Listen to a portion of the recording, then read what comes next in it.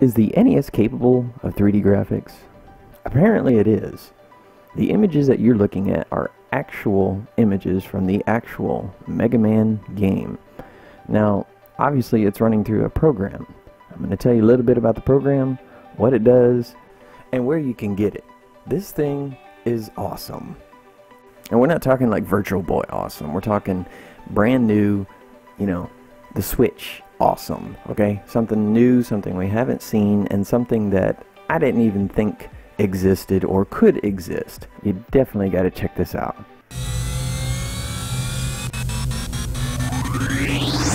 You know what to do.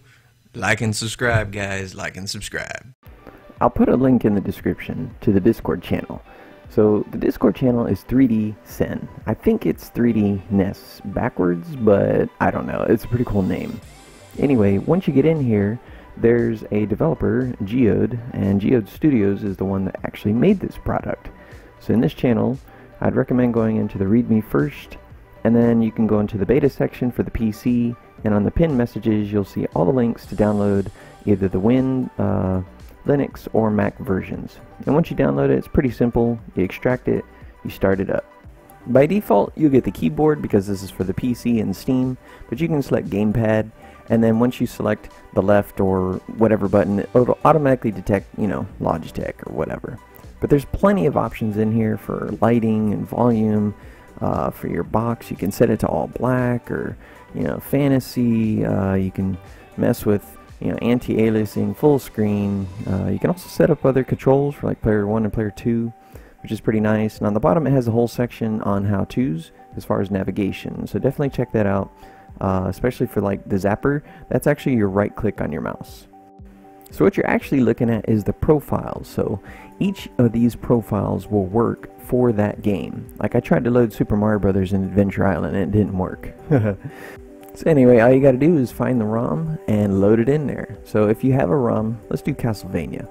So let's click on Castlevania, and all you got to do is navigate to your legal copy of it and load it up. And that profile, specifically for Castlevania, will work. Let's check it out.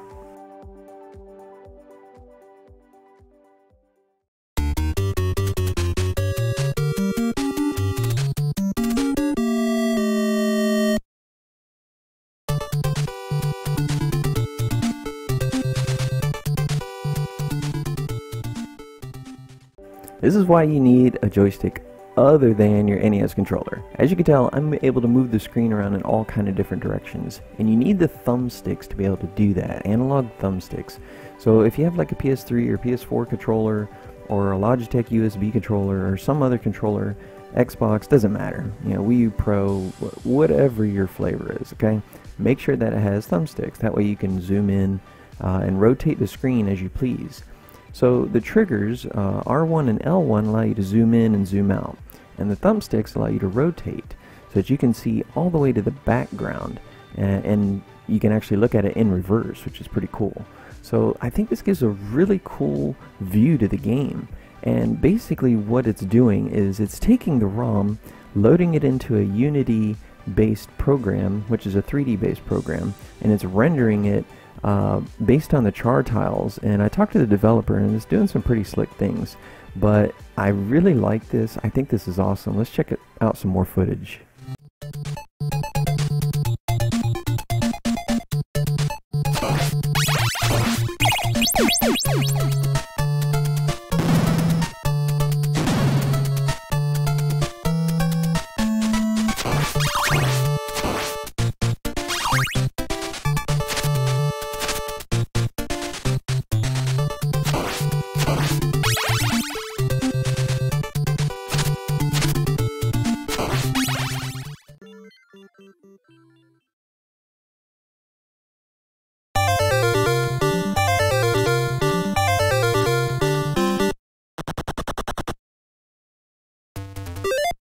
So this is really cool. I love this. But is it beta? Yes. So you're going to see some bugs, report what you do find. Like for example here in Kungfu, there's no blue background. And I noticed that in The Legend of Zelda also, which they do have a profile for, and I'm going to show you that in just a minute. So sometimes you'll see a black screen instead of blue. But anyway, if you come across issues, report it to them. They are actively tracking it. really cool.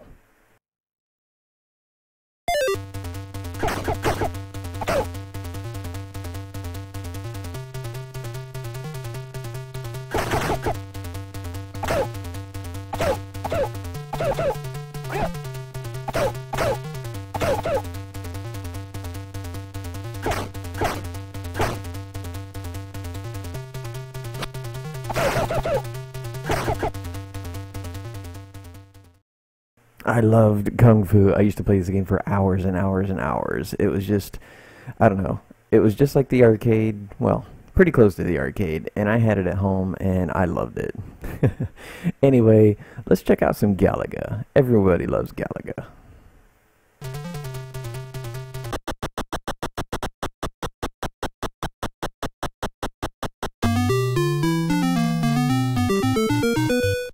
So it's pretty straightforward. You know, once you have the game running, all you got to do is hit the button. There's a button that you can actually set to exit out of the game, and then you can pick a different game and load it up and go from there. It's pretty slick, it's pretty easy, pretty intuitive. I really like the interface. You know, there's a couple bells and whistles that I wished it had, but this is beta, so for now I'm just testing it to make sure that it works. Let's see how I do in Galaga in 3D version.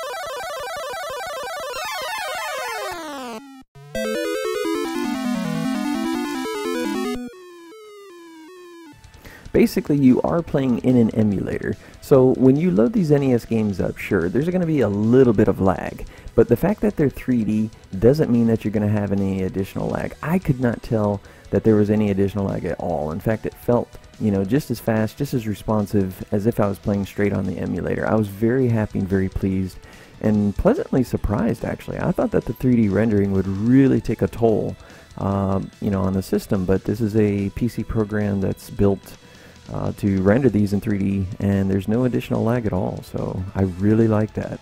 Very cool. Last but not least, they actually put in support for a Zapper Gun game, Wild Gunman. Now, obviously you're not going to use your Zapper gun, so what they did is they integrated the mouse to be the Zapper.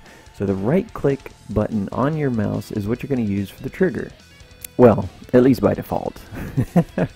So one of the things I wanted to show you is all this rotation and this movement is actually me doing it. It's not like part of some automated movement or intro or demo.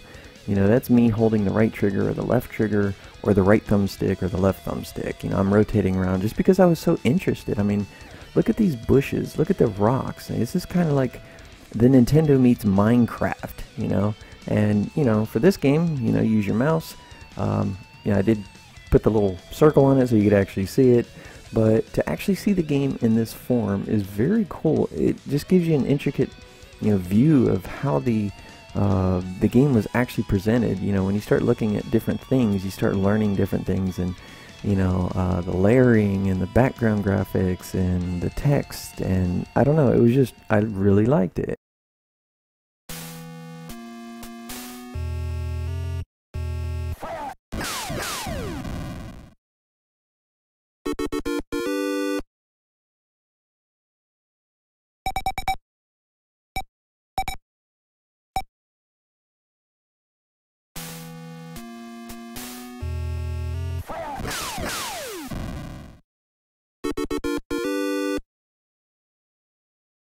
I'm going to go ahead and end this video with a Legend of Zelda, let you guys check it out.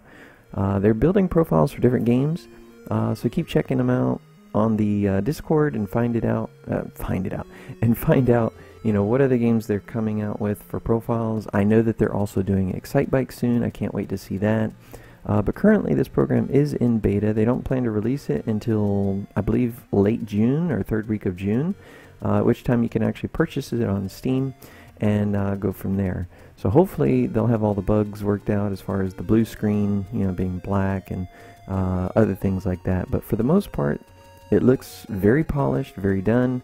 The interface could use a little bit of work, but overall it's functional, and that's what matters, you know, is the fact that it works. So anyway guys, thanks for checking out the video. Please don't forget to like and subscribe, and I will see you next time.